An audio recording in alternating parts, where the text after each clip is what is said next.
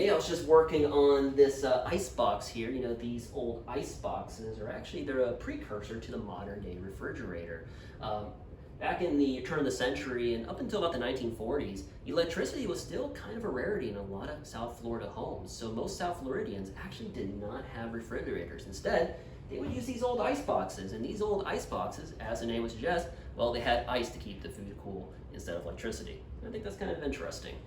Well, anyways, my name is Jonathan. I am the education coordinator here at the Historic Stranahan House Museum, and I am standing inside the kitchen of the house.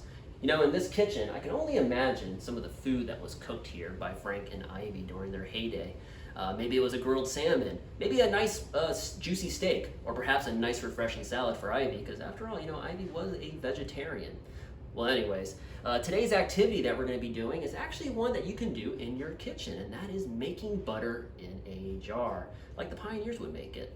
Now, doing this program today will be one of my educators, Tom Harmon, so make sure that as you're watching to keep notes, because again, you can do this activity at your house. So with that being said, enjoy today's program. Take it away, Tom.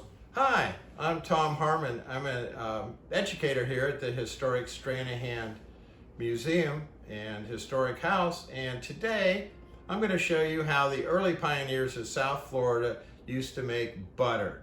Now, if you think about it, back in the 1900s, there were no stores here, and for food, you had to either go out and find it or make it yourself. Now, today, I'm going to just show you a demonstration on how they used to make butter. Now, I'm going to be using this jar, and what do we have in here right now? What does that look like? Yeah, you're right, that's milk. But this is a special milk. It's a heavy whipping cream, and you know, the milk that comes out of a cow, do you actually put that on your cereal? Yeah, you're right, you don't. They have to pasteurize it and do it. It's very thick, and that's what they would make butter from, this very thick milk, and that's what we have in here. And they would use a butter churn, but because today, for this demonstration, I'm using a jar, and we've got this, wait a minute, we know the three phases of matter. What phase of matter do I have in there right now? You're right, it's a liquid. And what are we going to turn it into? A solid. You're right. You guys are really good out there. Okay. Now, like I said, I'm going to use a jar, but they used to use this butter churn, and show you. I was always interested what it looked like in the middle here, or inside. But they would gush this, and they would fill this up. And it might take them 2 or 3 hours. I just continue up and down. But what I'm going to do here now, and it's not going to take that long, is I'm going to shake it like this. It's the same thing as going up and down here like this. But I'm going to shake it, shake it, shake it, shake it, shake it, shake it. My arm's tired already. So what I'm going to do is I have a friend of mine off camera here, and I'm going to have him shake it while I talk to you about the food they had down here in the pioneer days. So we're going to keep shaking that, and it's like going up and down here. But while that's going on, I want to tell you now, I want you to think about this. 1900, if you came down here, where would you get your food? Oh, no, there wasn't a Target or a Publix or a Whole Foods. You couldn't go out shopping. You had to go find your own food. Now, what kind of food was down here? Let's talk about all the fish. Now, Stranahan House is right on the New River.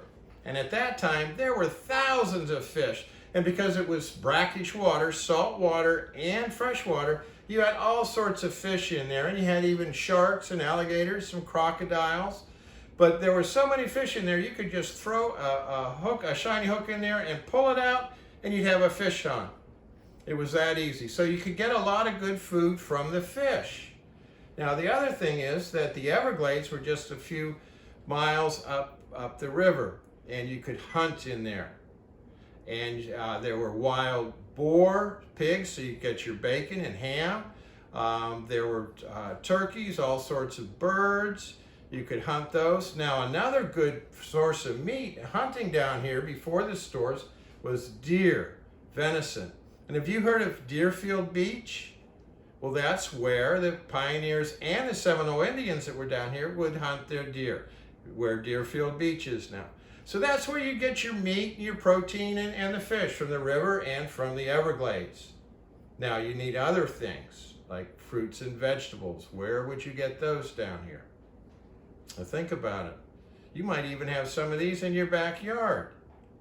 Does anybody have a orange tree in their backyard?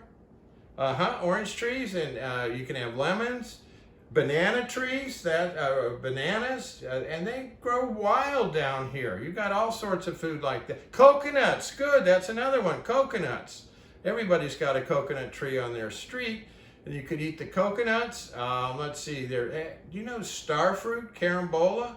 That's a good source of food like that.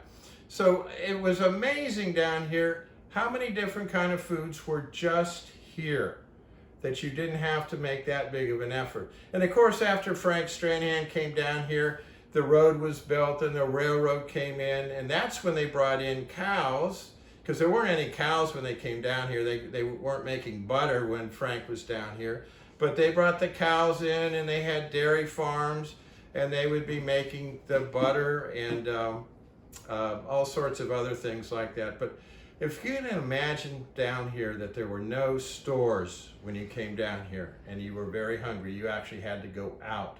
Now, how many of you in here, I mentioned the fish in the river. How many in here have gone fishing before?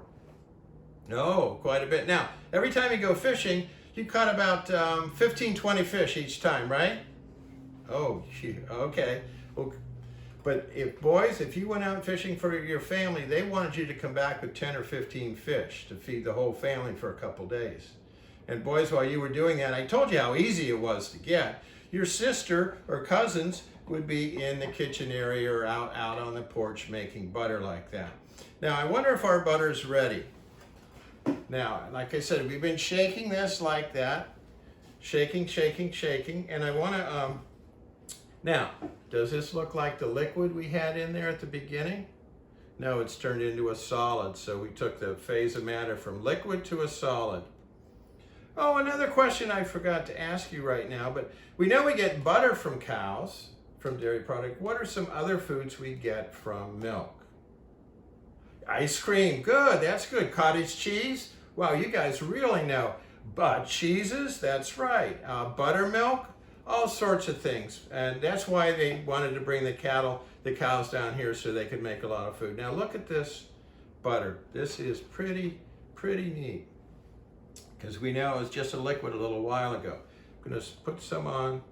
Now, if you do this at home, you get to put it on English muffin or hot toast or something like this. But here at the Historic Stranahan House, we just put it on a cracker. And look at that. Now, it looks white. That doesn't look like the butter you get at home, does it? No. But that butter, they add food coloring to make it yellow, and they add a little salt. And we don't have salt in here, but the salt we get from the cracker. Now, this is my favorite part of making butter, because I get to eat some of this delicious butter that we just made right here with heavy cream and a jar, and we just shook it for about 10 minutes, and we've got the butter. This is my favorite part again.